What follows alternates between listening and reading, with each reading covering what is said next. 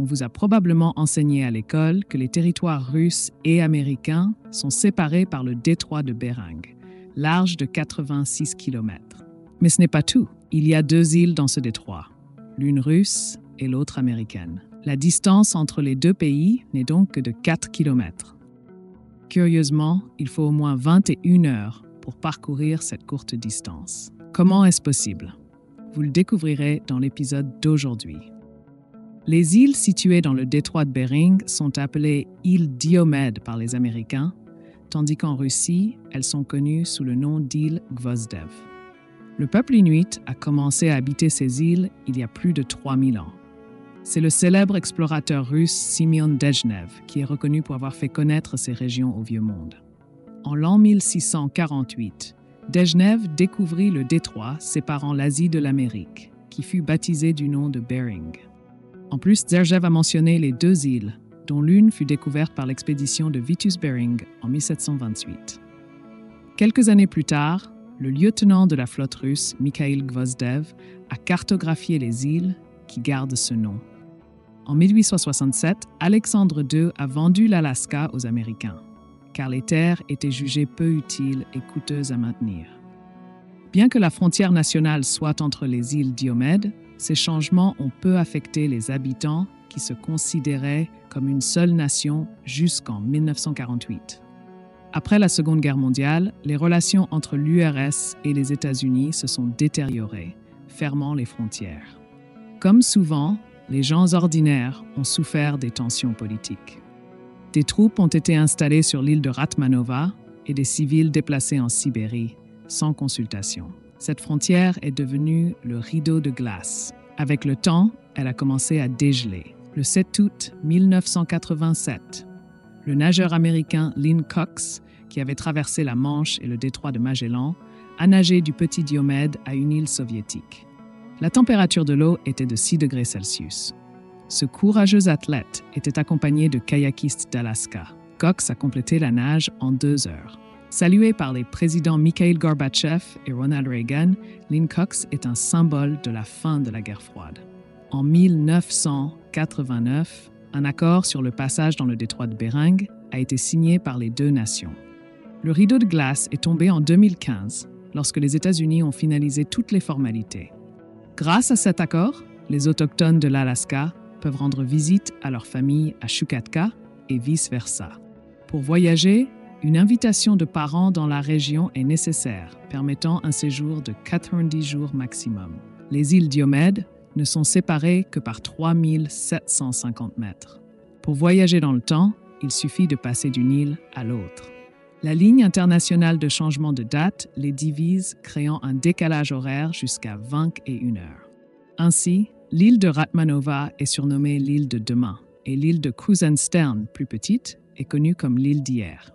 Ce fait intriguant est devenu populaire en mars 2021 lorsqu'un TikToker nommé Low a partagé une vidéo. Il y explique comment passer rapidement de la Russie aux États-Unis à pied. Il a toutefois exagéré, car le changement climatique a réduit le gel de l'eau entre les îles.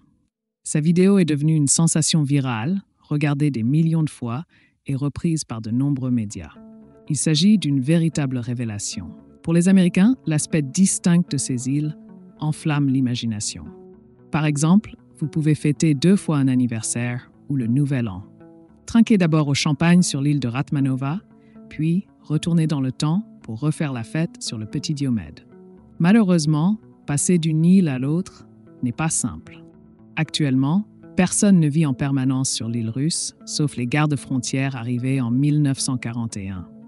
Une maison en bois de 6 pièces, un entrepôt, un bain public, ainsi que des vivres, vêtements et armes ont été envoyés par bateau à vapeur depuis Vladivostok. Pour eux, la vie sur les îles est un défi. L'hiver dure 9 mois, avec des températures très basses et des vents violents. De plus, l'île est plongée dans le brouillard environ 300 jours par an. Les hélicoptères viennent rarement ici, n'atterrissant sur le Grand Diomède qu'une fois tous les 2 ans pour livrer de la nourriture et du courrier. L'unité n'est composée que de soldats sous contrat qui ont accès au confort moderne, comme la télévision et le téléphone. Sur l'île de Krusenstern, ou Little Diomède pour les Américains, aucun militaire n'est stationné. Il y a seulement une colonie, aussi appelée Diomeda. Vue d'en haut, l'île paraît être l'un des lieux les plus isolés du monde. La petite communauté inuite compte un peu plus de 100 habitants. Actuellement, il y a environ 90 bâtiments, surtout des maisons des années 70 et 80. Malgré sa taille, la colonie dispose d'une blanchisserie, d'un cabinet médical, d'une école avec vue sur l'île russe, d'une bibliothèque, d'un héliport et d'une antenne parabolique. Le magasin sur l'île propose peu de produits: rations, boissons, vêtements, armes, munitions et carburant. Les articles non disponibles sont commandés par courrier à Anchorage, mais l'hiver, les livraisons sont rares. Comme ailleurs en Alaska, l'alcool est interdit. L'électricité vient de générateurs à pétrole et l'eau, en hiver, est stockée du ruisseau à cause du permafrost. Installer un pipeline souterrain est un vrai défi. Les habitants doivent donc transporter l'eau à la main. Le travail sur l'île se concentre sur l'établissement, comme l'école, le bureau de poste et le cabinet médical.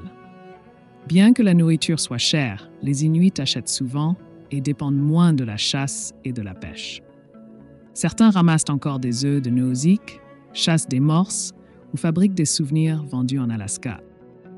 Le revenu annuel moyen sur l'île est d'environ 25 000 $, ce qui est peu à cause des coûts élevés et de la dépendance aux produits importés. Par exemple, un paquet de détergent à lessive coûte 45 $. La vie sur l'île est difficile et coûteuse. Récemment, les Inuits s'inquiètent du changement climatique. Le climat se réchauffe chaque année, affectant leur mode de vie traditionnel. Les habitants, surtout les jeunes, envisagent de partir. Les visiteurs notent que les habitants paraissent plus heureux que ceux des grandes villes. C'est tout pour aujourd'hui. Pouce en l'air, abonnez-vous et à bientôt.